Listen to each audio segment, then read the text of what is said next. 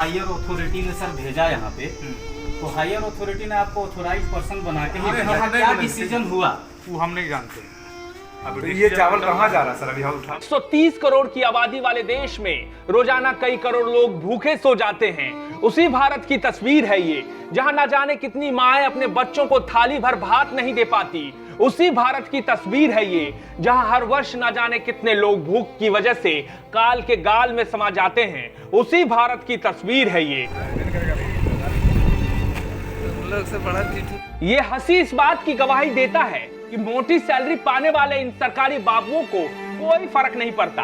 इन्हें मालूम है कि श्रीलंका और अफगानिस्तान जैसे देश में आज लोग खाने खाने को मोहताज हैं। इन्हीं वजहों से खाने खाने को मोहताज हैं, क्योंकि सरकारी बाबुओं ने वहां लापरवाही का ऐसा पहाड़ खड़ा किया कि आज लोगों को वहां खाना नहीं मिल रहा है। पूरी कहानी जानेंगे तो आपका खून खौल उठेगा। 2021 के नवंबर महीने में छत्तीसगढ़ से झारखंड के गिरिडीह के लिए 1300 बोरी चावल लेकर एक ट्रेन निकलती है।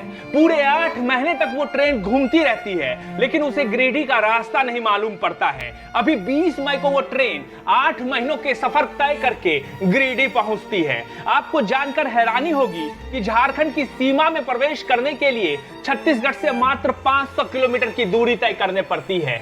ऐसे में 8 महीने तक वो ट्रेन छत्तीसगढ़ से निकलकर गिरिडीह का रास्ता ढूंढती रहती है। लापरवाही का ये आलम सिर्फ हिंदुस्तान में ही हो सकता है। रेलवे के उन बाबुओं के लिए तस्वीर मायने नहीं रखती हो, लेकिन गांव में रहने वाले लोगों के लिए ये तस्वीर बहुत मायने रखती है।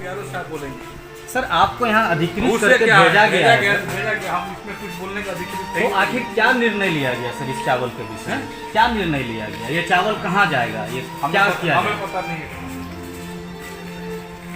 हायर अथॉरिटी ने सर भेजा यहाँ पे, तो हायर अथॉरिटी ने आपको ऑथोराइज पर्सन बना के ही भेजा है। कुछ भी बात हम नहीं बोलेंगे। मीडिया जो है, मीडिया के सामने हम लोग अधिकृत नहीं है। क्या डिसीजन हुआ वो हम नहीं जानते। अब ये चावल कहाँ जा रहा है सर? अभी हम 8 महीनों तक ट्रेन की बॉगी में घूमता रहा चावल, और जब गिरिडीह पहुंचा तो वो चावल तब तक खराब हो चुका था। उस चावल को गिरिडीह के रेलवे स्टेशन के पास उतार दिया गया। उसके बाद किसी ने झांक कर नहीं देखा कि वो चावल कैसा है, लेकिन 8 महीने तक ट्रेन के डब्बे में बंद रहने से चावल खराब हो चुका था। लापरवाही यहीं खत्म नहीं हुई।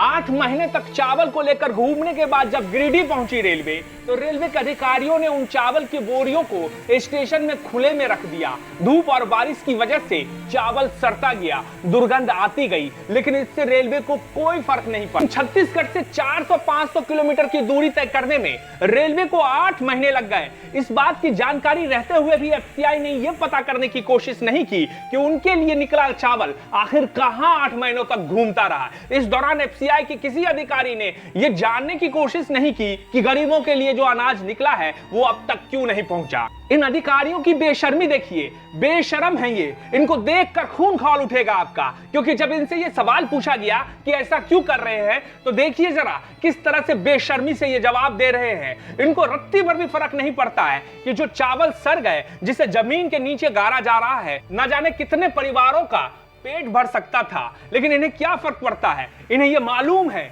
कि 5 किलो चावल किसी गरीब के लिए क्या होता है, किसी अमृत की तरह होता है। लेकिन इन सरकारी बाबुओं की मोटी चमड़ी इस बात को कहां समझेगी। एफसीआई के लिए आया चावल को रेलवे वैगन से उतरवाकर एफसीआई ने रेलवे रैक पर रख दिया। उसे खाने योग्य नहीं बताते हुए लेने से इनकार कर दिया। इसके बाद जांच टीम के समक्ष भी लेने से इनकार किया। करीब 1000 बोरी चावल को जेसीबी से जमीन खोदकर गड्ढे में डाल दिया गया। जी हां, गड्ढे में। यह गड्ढे में चावल नहीं डाला जा रहा है, गड्ढे में सिस्टम को डाला जा रहा है, सरकारी सिस्टम को डाला जा रहा है। रेलवे अब एफसीआई को 5 लाख रुपए मुआवजे के तौर पर देगी, लेकिन यह मुआवजा एफसीआई को जरूर मिल जाएगा, लेकिन उन गरीबों के लिए निकला हुआ चावल, जो चावल सरकारी संस्थाओं की लापरवाही की वजह से इस हाल में पहुंच गया कि चावल की कब्र बनानी पड़ी। उन्हें यह मालूम नहीं है कि जिस कब्र में वो चावल को डाल रहे हैं, उस कब्र में लाखों किसानों की मेहनत, करोड़ों भूखे बच्चों की मां की बेबसी